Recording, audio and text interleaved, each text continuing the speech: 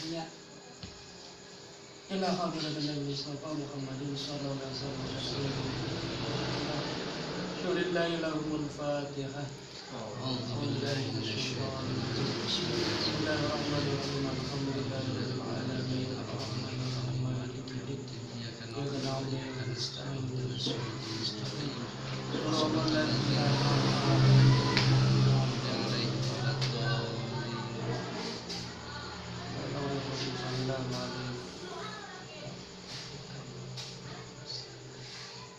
Ghafarallahu lana wa lahum wa nafa'ana bihi.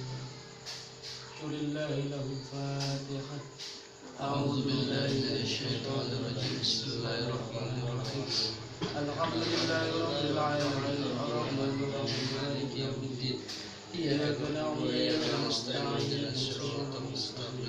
Shiratal ladzina an'amta 'alaihim ghairil maghdubi 'alaihim waladdallin. Bismillahirrahmanirrahim. Alhamdulillah kembali kita bisa sama-sama belajar, melanjutkan pelajaran Al-Hikam. Semoga tetap kuat, istiqomah. Allah tetap menunjukkan kekuatan pada kita, karena semua hanya pertolongan dari Allah SWT. Tema yang kita ambil ini hikmah keberapa saya belum hitung karena nggak berurutan kan Pak. Jadi mana yang kayaknya sesuai kebutuhan kondisional saya angkat gitu. Makanya kalau berurutan enak saya derasnya gitu ya. Ini kan saya harus momen-momen ya. Harus lihat momen, otomatis kan harus membaca. Iya. Dari semuanya harus gitu kan. Kalau berurutan udah pasti ya nanti yang saya baca yang ininya gitu kan. Itu kalau per momen kan mau nggak mau saya harus yang mana nih yang tepat gitu kan. Nah ini kebetulan kayaknya pas dengan tadi di awal Pak Samsul katakan takdir Allahnya lagi begini gitu kan. Satu. Yang kedua ke Kang Budi juga bikin status. Saya pengen punya anak soleh-soleha, masalah rezekinya Allah yang atur. Dalam arti kan saya pengen hajatnya itu, tapi saya nggak berdoa jalannya gitu kan. Kadang kita ketika berdoa itu yang kita minta jalannya, nggak langsung esensi harapan kita gitu. Saya sampaikan di kajian online Facebook itu kan, orang jualan, memang jalan rezekinya itu dari jualan gitu kan. Kadang doanya gitu kan, ya Allah lariskan, lariskan dagangan saya. Jika laris uangnya terkumpul, saya pengen ini. Padahal esensinya kan itu. Ketika dagangannya laris, belum tentu dagangannya cukup, kan begitu. Artinya dia berdoa menentukan pola pertolongan Allahnya. Harusnya enggak gitu versi Al-Hikam. Kita doa saja, keinginan kita sampaikan, kita menentukan polanya. Urusan Allah itu ya. Ya, urusan Allah. Istilah misal kita pengen beli motor, tapi dalam doa kita, kalau dagangan saya laris, saya bisa nabung. Seolah-olah bisa tuh motor dari dagangan laris ini. Padahal kan lama. Kenapa kita nggak langsung minta, ya Allah saya pengen motor untuk ibadah? Nanti jalannya Allah yang kasih. Bisa tahu Allah kasih dalam seminggu ada orang yang apa atau apa, itu di luar kuasa kita dan dugaan kita kan begitu. Maka jadi nggak perlu kita menentukan pola dan cara. Jadi jangan memaksa gitu kan. Udah biarlah Allah saja, polanya Allah. Yang penting kita hajat itu. Rancang-rancang lah. Ya, jangan rancang-rancang. Kadang kan ketika Allah kasih dagangan laris, duitnya dapat, ternyata kepake kan Pak. Ternyata nggak nyampe buat beli motor. Suwe teman gue mulai nyelehi. Doanya mau dikabulkan Pak ya? Iya dikabulin, duit laris. Tapi nggak nyampe ke sana karena kita menentukan pola sendiri. Maka nggak layak kalau versi Al-Hikam berdoa begitu tuh nggak layak. Tauhid. Sama. Ngatur Allah. Ya, seakan-akan tahu lah kita pasti laris beli motor gitu. Lu siapa gitu?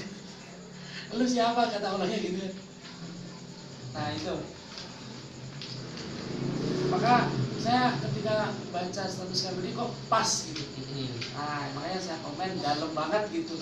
Statusnya ini pas banget dengan tema yang sudah saya siapkan gitu sebenarnya. Cuma saya nggak dapat. Tentunya mau saya kupas di situ. Bismillahirrahmanirrahim. Man dhanna infika kalutfihi. Nah, jadi ini saya kitabnya maknanya udah penuh nih. Dapat dia sih alhamdulillah ya. Jadi tinggal ada yang kadang ada yang ngantuk.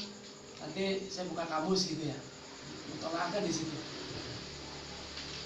Man dhanna infika kalutfihi an qadrihi fadzalika likusuri nadrihi. Barang siapa hilang rasa prasangka baik bahwa Allah itu Maha Pengasih terhadap takdir Allah, maka dikatakan orang itu akalnya pendek.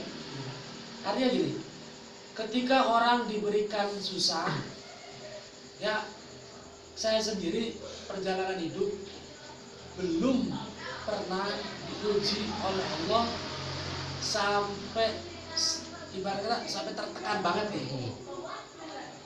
Makanya kadang saya berpikir Allah kok sayang ya sama saya.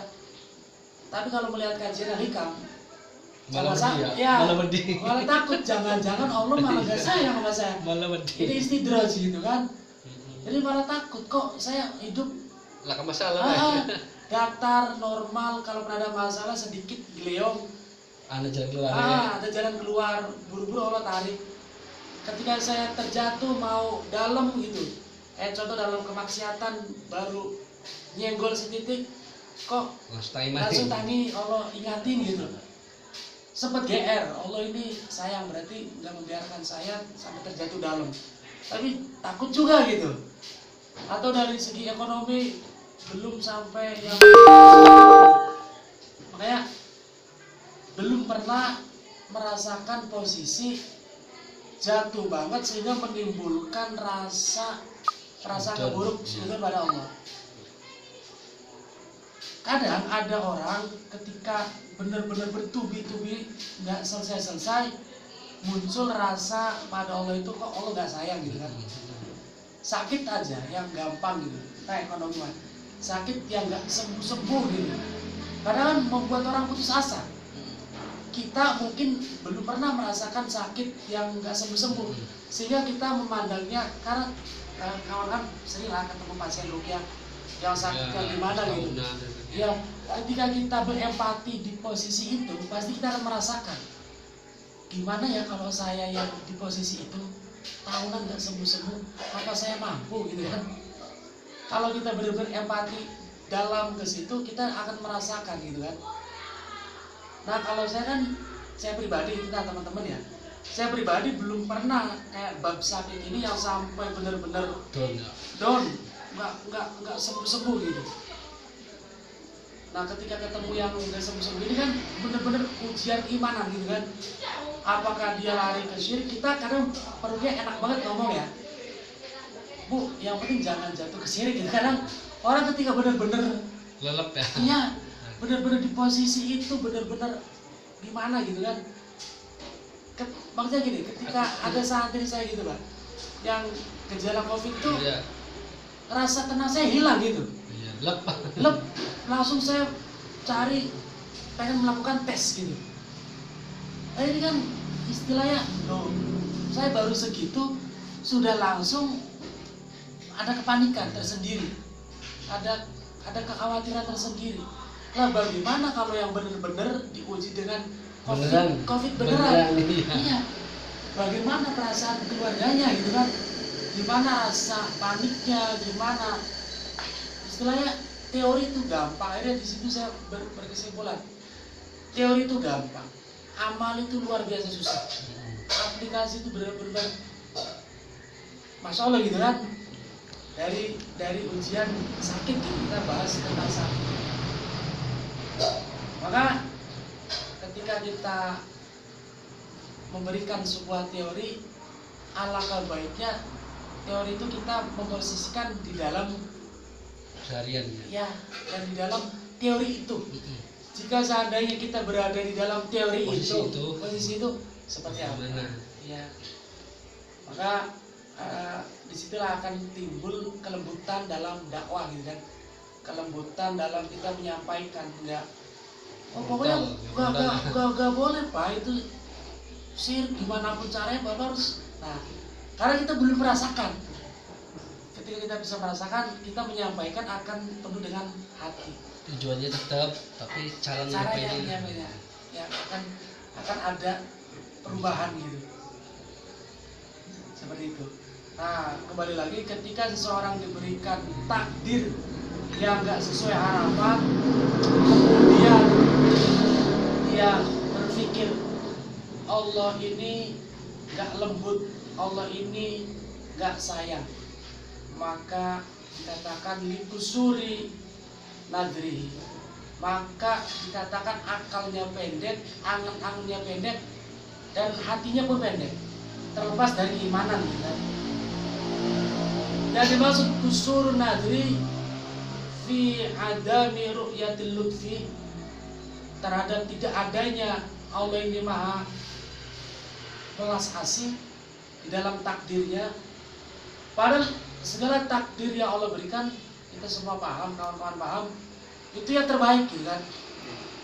Apapun takdir Allah, susah, senang, sakit, itu yang terbaik buat kita. Karena Allah yang menciptakan kita, berarti kan lebih paham terhadap ciptaannya. Mau sakit gak sembuh-sembuh, mau ditakdirkan dikhianati pasangan, atau ditakdirkan apa, ditakdirkan dia berzina, gitu kan? Allah itu tahu yang terbaik. Nah, dari berzinanya itu akan timbul penyesalan. Mungkin di situ kan ada rahasia. Ada rahasia, akan timbul rasa penyesalan. Dan bukankah teorinya maksiat yang menimbulkan penyesalan lebih baik kan daripada ketaatan yang menimbulkan kesombongan dan riya kan begitu.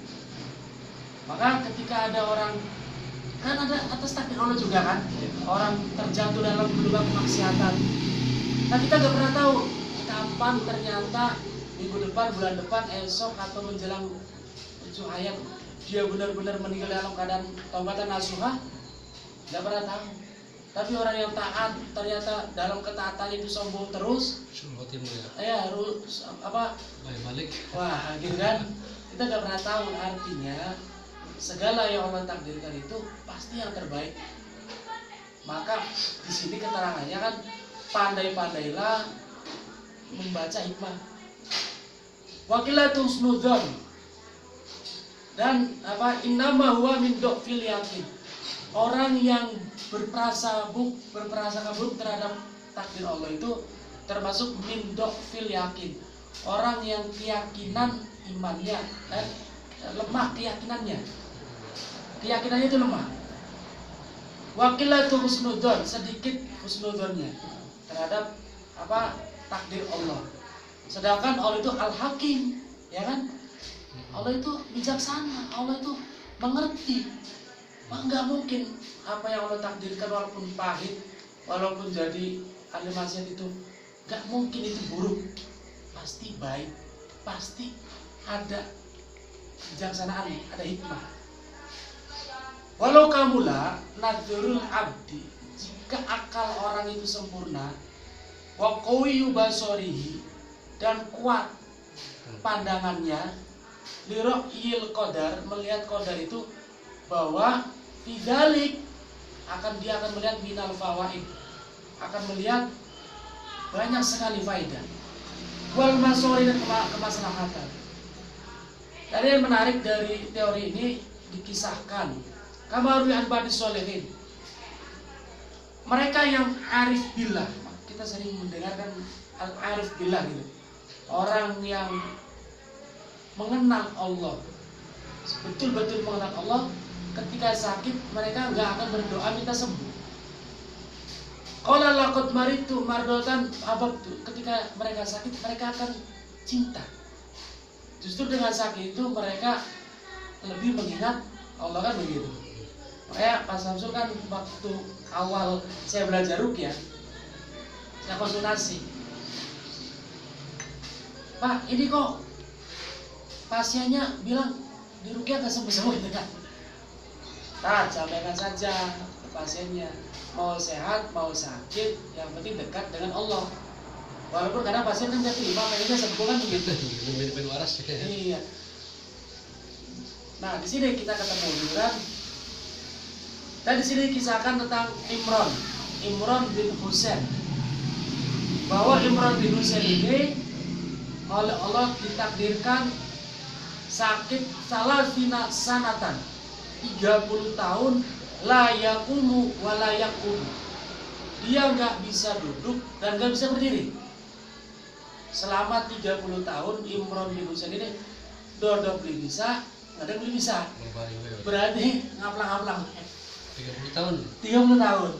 Sampai di sini dikisahkan tempat Al-Asairin Qad Nakoba dibolongi. Ibarat kata ini ranjangnya dari kurma-kurma, isinya dibolongin gitu. Buat tempat dia BAB dan kencing. Karena nggak bisa kemana-mana. Orang yang rawatnya udah capek 30 tahun. Kalau sehari 2 hari masih digotong ke kamar mandi, 30 tahun bisa disinggung kasur weh, kan begitu. Akhirnya satu waktu saudara itu datang berkunjung dan menyaksikan Imran ini dalam keadaan seperti itu dan menangis sedih. Wahai saudaraku, kenapa kamu seperti itu? Saya lama enggak, namanya Abu Al-Ula bin Syahir. Faja'ala yabki lima ro'a. Nangis jadinya melihat keadaan saudaranya. Min halihi. Kemudian Imran berkata, faqala lahu la tabki. Janganlah kamu menangis. Kenapa kamu menangis? Silara ini. Imran ini ngomong. Aja nangis. Kita sing ngawaki, beli sedih. Kok sampean sing cuma deleng aku kok nangis? Kamu jarokin Pak, beli lucu teman. Qala jawab saudaranya Mauka, la anni araka ala hadil khalaq. Sungguh saya melihat kamu dalam keadaan seperti ini. Ala hadil khalaq al-azimah. Ini sesuatu yang sangat luar biasa. 30 tahun terbaring, ini luar biasa. Gimana saya nggak nangis? Kamu saudara saya, gimana saya nggak nangis? Hal yang nggak mungkin. Kemudian ngomong lagi. Qala Imran, la tabki, saja nangis. Fa inni ahabbu ma ahabbahullah. Tuh, ini kata-katanya. Fa inni ahabbu ma ahabbahullah. Saya cinta apa yang dicintai Allah. Tuh. Allah mentakdirkan saya seperti ini, berarti Allah senang. Masa iya saya nggak senang apa yang dicintai oleh Allah? Kan begitu. Berat manusia ya. Masa saya nggak cinta apa yang Allah cintai? Kalau Allah nggak cinta, mas saya udah sembuh. Berarti Allah itu senang saya seperti ini. Kapan lagi? Nah, gitu kan. Kaitan dengan materi sebelumnya kan. Iya. Berarti Allah itu senang saya keadaan seperti ini.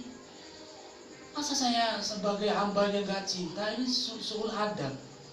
Sungguh akhlak yang kurang ajar. Saya sebagai hambanya. Kita kan perlu sedikit, ya Allah sembuh. Ya Allah kok waras-waras film bisa minggu ya Allah. Kan begitu. Jadi sangat jauh istilahnya kecintaan kita pada Allah. Ini belum sampai gitu kan. Maka kadang kita timbul merasa melihat orang saya lebih baik. Kalau kita ukur dengan Imran kisah di sini kan berat ya. Sangat. Belum apa-apa lah. Makanya saya dari awal bilang, saya belum merasakan sakit yang sampai ngedrop gitu. Baru sakit apa? Langsung berobat dulu dokter langsung. Dia berobat, dia ada dongeng gal begini, ya Allah sembuhkan saya. Gini. Agar saya bisa ibadah lagi. Kadang bullshit kan? pengen dolan sih ngomong bae lah. Belum bisa ngaburakan mana terus ngomong bae. Ya ternyata dari dibanding dengan Imran di sini makanya meleleh gitu ya. Saya baca kisah ini semalam sebelum tidur jam 12 dengan istri belum tidur ya.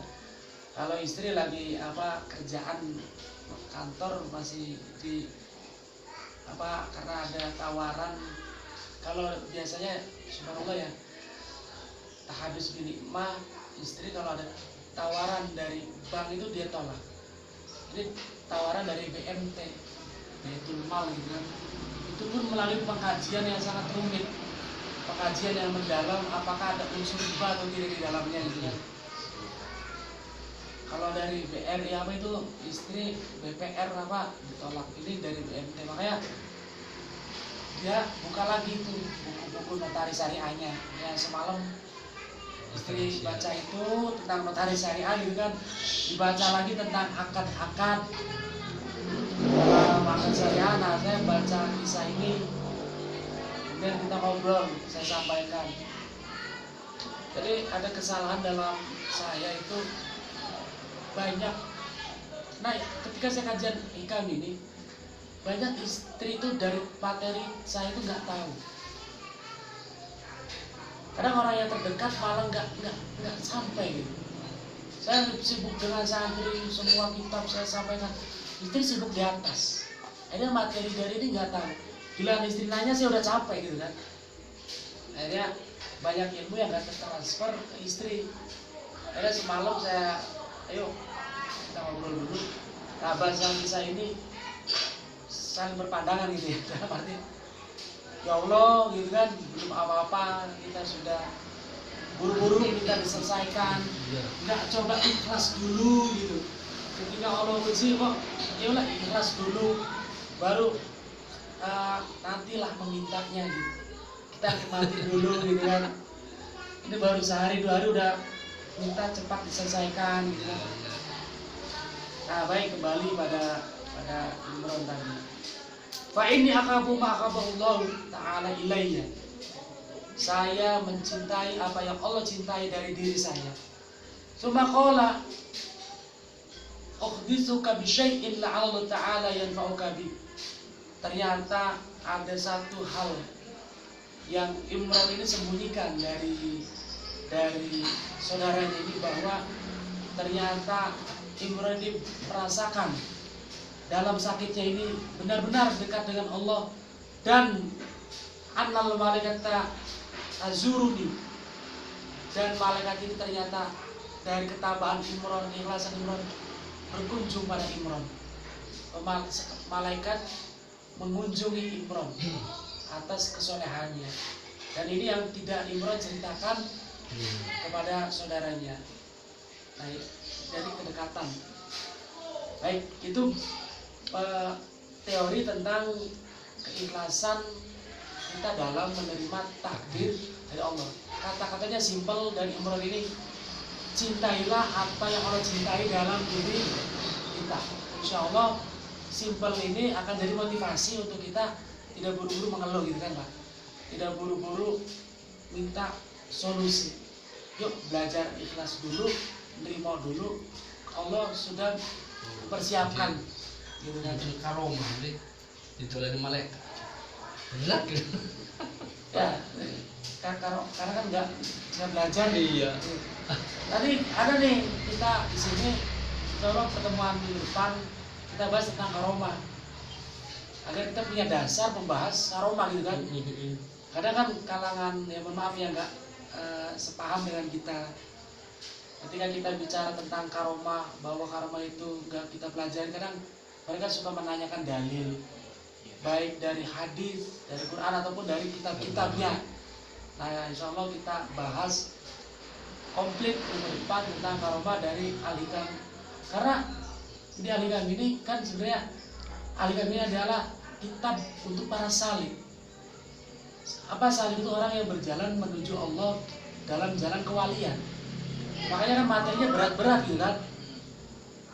Maka kita kalau belum bisa mengamalkan keseluruhan ya sedikit-sedikit lah. Nah, meloncat dari ini saya menarik, sebenarnya udah saya sampaikan dalam kajian online. Ini saya minta waktu lagi sebentar ya, tentang bab sholat. Nah ini saya tertarik dengan statusnya Pak Samsul itu kan Pak, tentang orang yang sholat tapi gimana aja, orang yang sholat tapi maksiat gitu kan Pak ya, STMJ gitu kan, orang yang sholat tapi maksiat. Nah sholatnya gimana, fungsi sholat tanha anil fahsya wal munkarnya gitu kan, letaknya ada di mana? Ini sudah saya sampaikan di kajian online, cuma barangkali di situ sinyalnya terputus-putus gitu kan. Jadi saya ulang sedikit saja. Sebenarnya sholat ini adalah ummul ibadah gitu kan, ibu dari segala ibadah. Ummul ibadah itu sholat. Coba kawan-kawan belajar sholat khusyuk seminggu aja. Ketika pikirannya melenceng, tarik lagi untuk khusyuk, ya terus berjuang gitu kan. Melenceng kan nggak mungkin kita bisa, gitu kan. Ya. Tapi minimal ada usaha. Nikmatilah sholat. Sholat itu kita nikmati, nggak buru-buru dan nggak apa ya, kita hadirkan diri kita benar-benar dalam sholat seminggu aja. Itu benar-benar merasakan diri kita ini apa ya, yang nggak, saya pribadi nggak bisa diungkapkan dengan kata-kata. Dan apa ini saya cerita harus menikmati, saya ceritakan kenikmatan itu, dan memang nggak bisa dari rasa tenangnya, dari kita seakan-akan ada di dimensi lain. Apakah ini yang dirasakan mereka gitu ya, para wali itu merasakan sesuatu yang enak banget gitu. Seminggu aja saya setelah kajian ini gitu kan, waktu Ramadan itu, loh iya ya, cobalah ya, coba, karena emang baru ketemu materinya gitu kan, baru di dalam. Ketika jauh tarik, gelambiar tarik lagi itu Pak Haji, difokuskan lagi sampai benar-benar sholat itu dinikmati, benar-benar dinikmati Allah gitu. Nah itu baik dari, ya Allah alam jangan selalu diukur dengan rezeki ya, tapi dengan tidak ada rezeki yang terdahsyat gitu bagi saya selain merasakan hidup itu terasa gampang, terasa nikmat, ringan, tidak ada beban, tidak ada rasa takut, dan tidak ada khawatir. Wala khaufun alaihim. Nah itu di situ. Tapi ya begitu, setan sih gak akan berhenti gitu kan. Terus masuk lagi, ada melenceng lagi. Tapi tetap terus berjuang, kan memang begitu kehidupan kita. Gak akan mungkin level kita, iya, level kita di situ terus gak akan. Yang sudah di sini, bahkan di Al-Hikam ini, yang sudah ada di derajat wali itu bisa jatuh sehina-hinanya. Yang sudah berada di derajat wali itu kan udah mukasyafah, al-arif billah, sudah ma'rifat dengan Allah, itu bisa jatuh pada derajat manusia terhina. Apa faktor-faktornya ada nanti di sini diterangkan. Maka hati-hati yang berjalan menuju ke pendekatan diri pada Allah itu bisa terjatuh itu lebih jatuh lagi. Ya, betul. Nah, lebih, ketika sudah jatuh lagi nih lebih mengerikan lagi. Sudah, karena tadinya sudah derajat di sini kan turun. Nah, di situ. Apalagi kita yang masih di derajat belajar seperti tamu begini. Wajar kalau sehari ini tebel, hari ini kurang ketemu, bergaul dengan ini agak mencos gitu kan. Ayo ya, tapi yang penting terus tiap hari dipertahankan, berusaha. Ya diantaranya kan dengan kumpul begini, ngopi ini, ngobrol perkara iman begini salah satu cara. Iya. Ketika buktinya kan ketika kita berkumpul dengan beda komunitas, taruhlah, beda suasana, beda obrolan, kadang kan suka. Nah itu kan. Baik, kita lanjut kembali. Nah, di sini terangkan sholat yang bagaimana yang akan memberikan faedah tanha anil fahsya wal munkar yang bagaimana? Yang pertama itu hadis sholat, menjaga sholat baik zahirnya ataupun batinnya. Zahirnya itu dari mulai kita persiapan gitu kan, pakaian, nah itu cuci dan berakhlak gitu kan. Bahkan guru saya kalau kajian ngaji dan sholat pakai baju pendek saja itu komplain. Guru saya dulu selalu, kamu mau ngaji mau sholat pakai panjang, kalau Allah mah sah saja sholat. Iya, karena kan yang penting nutup aurat.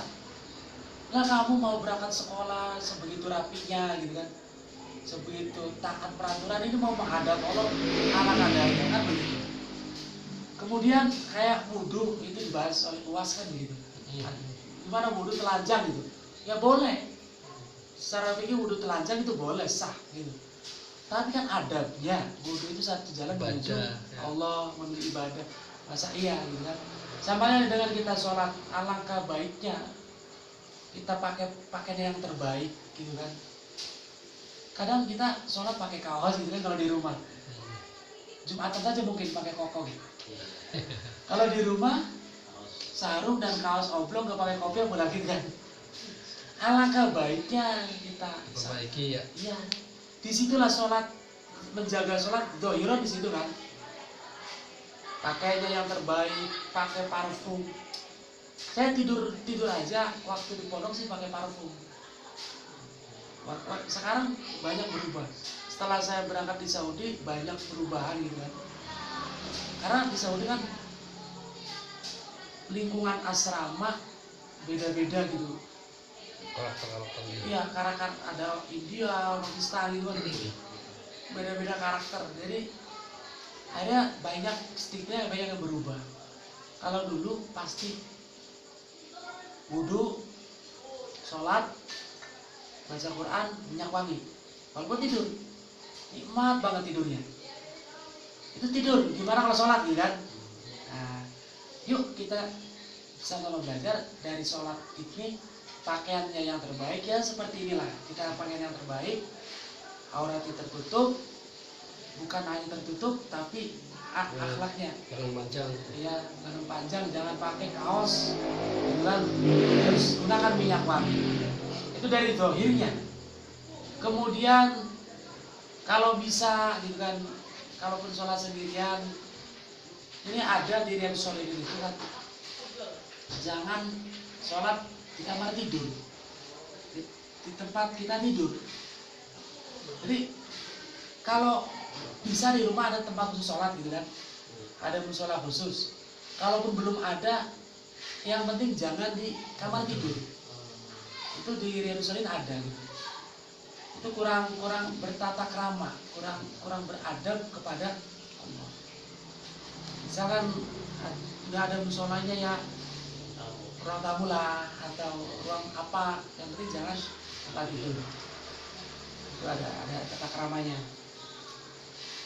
Nah, baik, baru masuk kepada batin gitu kan. Bacaannya, sunnahnya dibenerin,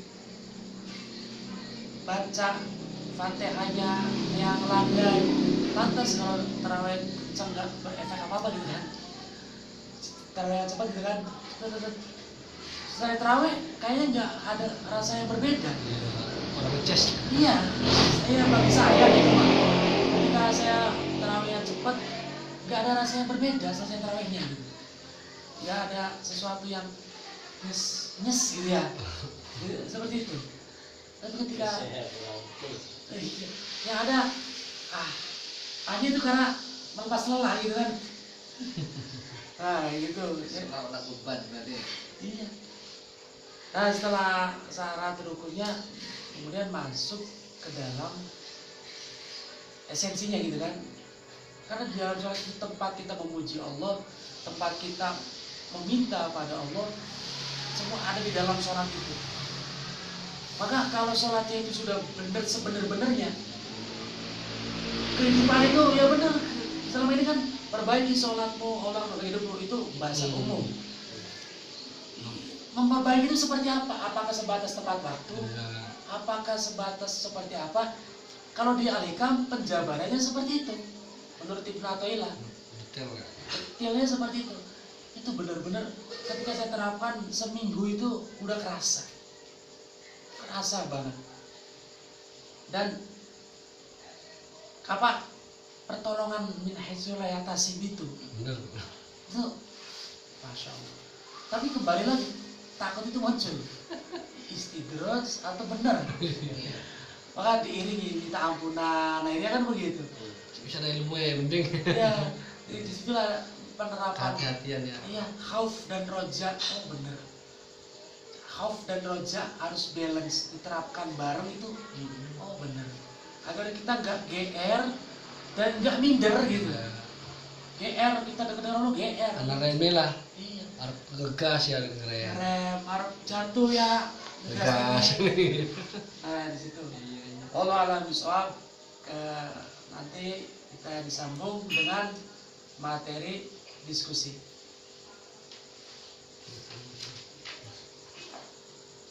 Ya, pantas intisari tauhid ya.